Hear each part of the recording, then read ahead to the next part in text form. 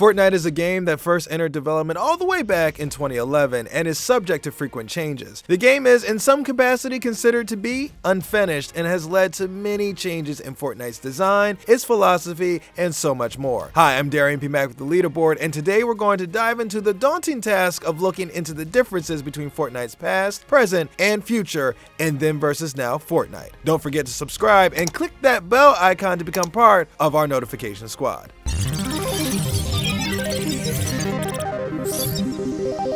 A fresh coat of paint. Before Fortnite, Epic Games was known for creating the Unreal Tournament and Gears of War franchises, which were game series that maintained a reasonably consistent art style and tone. The tone was very dark and gritty, featuring characters with semi-realistic proportions. Some characters were more cartoony than others. I'm looking at you, Marcus Phoenix, you absurdly muscular dude, bro. Epic Games tended to be dimly lit, and the themes went to pretty dark places as well. Game highlights included realistic blood and large, scaly opponents that would stop at nothing to tear you into tiny shreds. Naturally, when it came time to develop their next big title after Gears of War 3 was finished, Epic wanted Fortnite to follow a nearly identical art direction. The goal made sense given the game's core concept was building up defenses in a fight for survival against hordes of monsters. After drawing up their initial scary and gritty concepts, the designers at Fortnite felt the style was dull and depressing. They ultimately decided that Fortnite could be a new beginning for the studio rather than another dark, gritty shooter. The game was to go under the development knife for a proper facelift, unlike any Epic title before it. Instead of being slightly realistic, the game's assets would be highly stylized, and though the horde would remain repulsively creepy, they would be a little cuddly too. We're not saying you should go up and cuddle the horde monsters because that would be a serious mistake, but at least they look more like Disney villains than the giant rampaging beast of Gears of War. Though the game was a shooter, the studio decided to take visual inspiration from a few unlikely sources. The character designs themselves were heavily inspired by Pixar films. They borrowed heavily from the aesthetic of The Incredibles and Up, while the exaggerated portions of the characters, objects, and the overall look of the husk were based on films of the notoriously spooky stop-motion director Tim Burton. Meanwhile, the character movements took inspiration from classic Looney Tunes cartoons. While other shooters have gone for the cartoon-inspired looks, Fortnite still managed to be distinctive. That cartoony style definitely gave Fortnite the ability to stand out from a Call of Duty or Halo game, and even from Battle Royale Forerunner PlayerUnknown's Battlegrounds. In fact, the change of style also drew in a variety of demographic groups that would fill the game's massive population, which now sees players from various age groups defending the world or outlasting each other in head-to-head combat.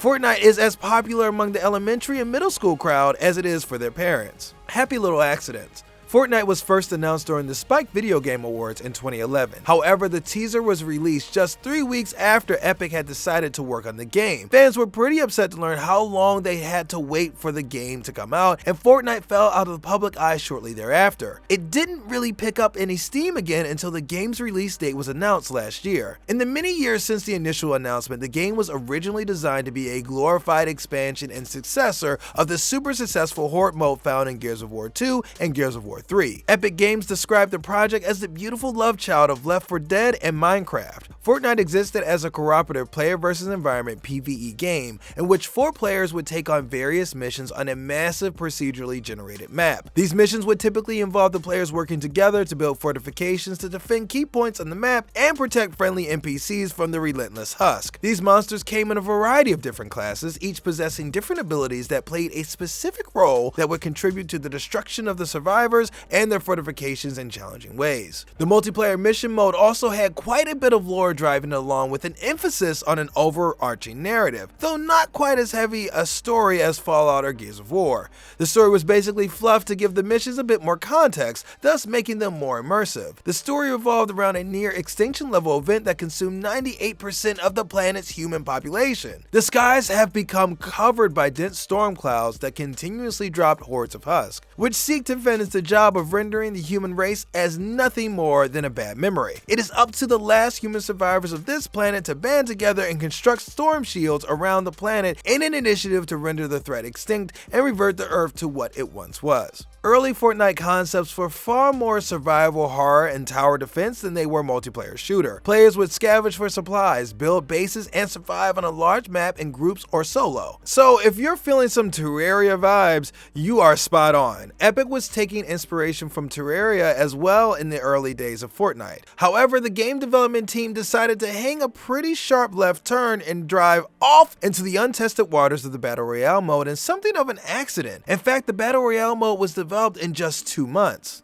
You see, a small team at Epic decided to experiment with the game's engine, as board game devs often tend to do, and ended up creating a prototype of the game's free-for-all survival battle royale mode. Much like how the minions overshadowed every other part of Despicable Me, what began as an offshoot game mode quickly overshadowed Fortnite Save the World. Inadvertently, it became the game's primary focus and source of popularity simply because people enjoyed the ever-loving hell out of the massive player versus player free-for-all concept. This new mode gave building fortifications a brand new context and technique. While not everyone takes to crafting incredibly complex buildings in the Battle Royale mode, building is still crucial to your success in a match. You just gotta go about it quickly, get yourself the high ground, and break out that sniper rifle. Unlike Save the World mode, building numerous smaller fortifications at a rapid rate is the only way to survive, and there's arguably a much more substantial learning curve and skill level required than in previous game modes. This also meant that all of Fortnite's narrative was mostly pushed to the side, instead focusing on the game's potential as the next big esport. Fortnite's Battle Royale mode has gained so much popularity that the mode was ported over to mobile devices and has consistently held the title of most watched games on Twitch. The Battle Royale mode was originally designed to be a paid game mode, and if that remained the case, Fortnite would not be the massive hit it is today. It was only in the final 2 weeks of development that Epic decided to release Fortnite Battle Royale as free to play, and that FTP structure is definitely responsible for Fortnite's success. Platforming. Before their work on Gears of War, Epic Games was a very PC-oriented studio, contributing several classic titles to what is considered to be PC gaming's golden age. Some of these titles include Unreal Tournament, Jill of the Jungle, and Unreal Pinball. Epic didn't cater to consoles very much, and when they did, they weren't exactly a huge priority. Microsoft changed all of that when they brought Epic in to make Gears of War playable on Xbox. Once Epic was freed from their exclusivity deal with Microsoft, pretty much everyone was expecting Epic to return to their old ways, and they did. Epic initially announced Fortnite as a PC exclusive title. In fact, former Epic Games lead designer Cliffy B. Bleszinski claimed that Fortnite was designed from the ground up to be a strictly PC experience, and that catering to other platforms would take away from the next-gen experience they were trying to create. Boy, was he wrong. But much like Gears of War before it,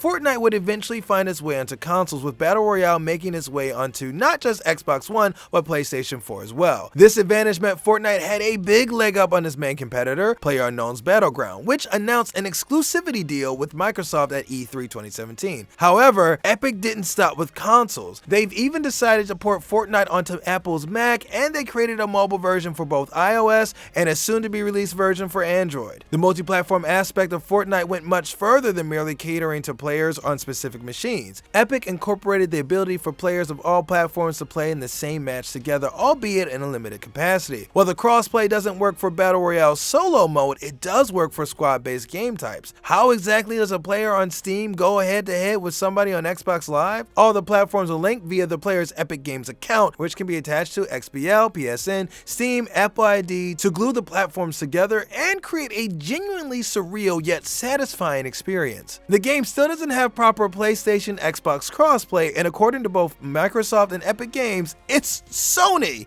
we have to thank for that. But still, having crossplay between a number of platforms is kinda still awesome. While even iOS devices got Fortnite, Nintendo is yet again left out of the massive third-party experience. However, there are rumors running around that this may no longer be the case. One video game journalist famous for accurately leaking information, Marcus Sellers, claimed from a reliable source that Epic Games was in the midst of developing a port of Fortnite for the Nintendo Switch. Hopefully, Sellers' reference isn't his uncle who works for Nintendo. Those guys are never accurate. endless tinkering. Fortnite wasn't originally designed to be a battle royale type of game, it was designed as a tower defense game. However, while successful, Fortnite's transition into this new territory wasn't without its flaws. The new mode was put together in short order and therefore required several adjustments over time to become a proper competitive game. And because Fortnite is a live service game, Epic is constantly tweaking the game balance and adding new features to keep players playing. A few of these alterations shrink the skill gap significantly, angering Fortnite's elite and relieving more casual players at the same time. When the Save the World was released, building fortifications wasn't exactly meant to be the most speedy process, as it added to the challenge of facing off against the hordes and demanded teamwork from the players. That model doesn't work so well in PvP, however, because facing off against other players that can locate and kill their enemies in a heartbeat means building needs to be fast. The most hardcore of Fortnite's players developed their workarounds to build fortifications so quickly you'd swear they were using hacks of some sort. They're just, really skilled at keybinds. Unfortunately for players that didn't have the time, patience, or skill level of one of these elite gods, there existed a significant disadvantage that made the game less fun from their perspective. To even the playing field, Epic added a feature known as turbo building, which, as the name implies, increases the speed at which you build fortifications without having to commit hours to learning how. It significantly decreased the need to go into the building menu to summon parts, and, more conveniently,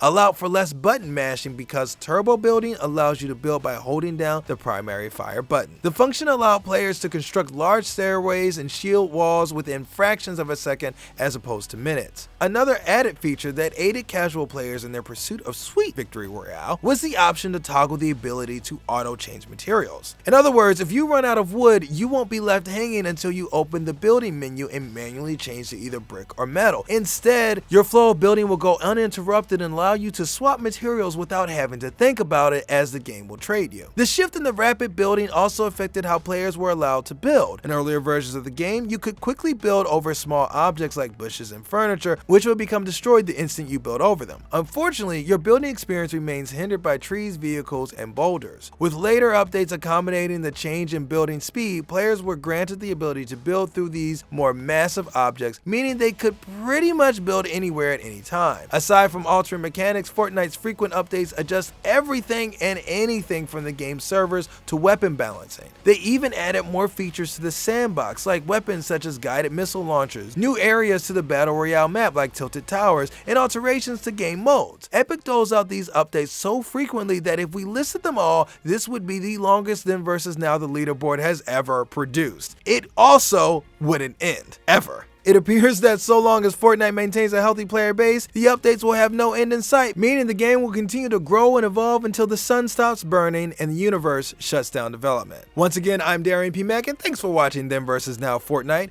Do you prefer the before or after? Comment below and let us know. Don't forget to click that bell icon to become part of our notification squad. And if you want to win a console, enter our weekly console giveaway at www.theleaderboard.nyc/giveaway for more details. And if you like getting more from your game, subscribe to Leaderboard, your home for video game facts.